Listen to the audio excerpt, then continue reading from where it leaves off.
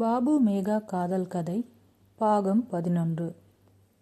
பாபு மேகாவின் சமையல் சுதப்பலை எண்ணி சிரித்துக்கொண்டே படுத்திருந்தான். அப்போது தொலைபேசி அழைத்தது. ஹலோ பாபு, என்ன பாஸ், சவுண்டே கேட்க மாட்டேங்குது என மறுபக்கம் பாபுவின் அண்ணன் மாதவனின் குரல் நகைச்சுவை கலந்த பாசத்தோடு ஒலித்தது. இப்போ கேக்குது. பாபு எப்படிடா இருக்க என அண்ணன் கேட்க, நான் நல்லா இருக்கண்ணே, நீ எப்படி இருக்க? நானும் நல்லா தாண்டா இருக்கேன். சரி, உனக்கு இங்கே ஒரு வீடு இருக்கு, அது ஞாபகம் இருக்கா இல்லையா என்றதும் பாபு சூட்சமத்தை புரிந்து கொண்டான். தீபாவளிக்காக அண்ணன் அழைக்கிறார் என்று. என்னென்ன இப்படி பேசுற? நம்ம வீடு எப்படின்னு நான் மறப்பேன். இங்கே ஆஃபீஸில் ரொம்ப கடுமையால வேலை போய்கிட்டு இருக்குன்னு, லீவே கிடைக்க மாட்டேங்குது. அது மட்டும் இல்லாமல் என்னை நம்பி இங்கே சில பேர் இருக்காங்கண்ணே என்று மேகாவை நினைத்து கொண்டு பேசினான். என்னது, சில பேரா? யார்ரா அந்த சில பேரு?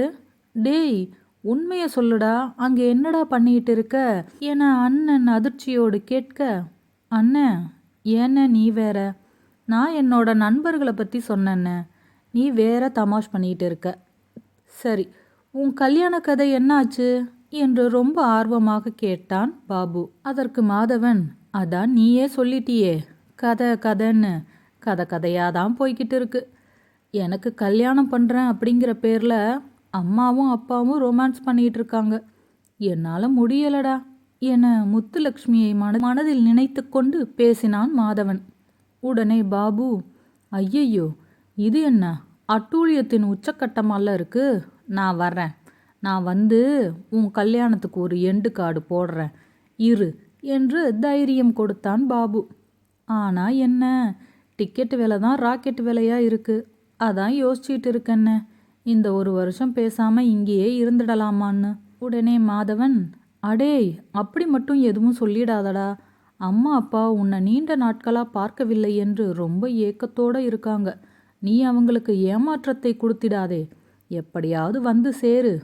உன் வழி தனி வழி என்று அடிக்கடி சொல்லுவியே, இப்போ என்ன உன் வழியில் முட்டு சந்து வந்துருச்சா என்றான் மாதவன் நக்கலோடு. பாபு சிரித்துக்கொண்டே, முட்டு சந்தா அப்படியெல்லாம் ஒன்றும் இல்லைண்ணா.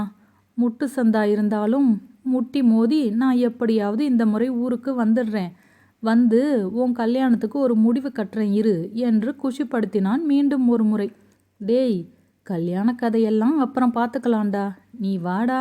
அப்பா கட்டப்பா கம்பி மத்தாப்பு ஊசி வெடி பாசி வெடின்னு என்னென்னமோ வாங்கி வச்சிருக்கார்.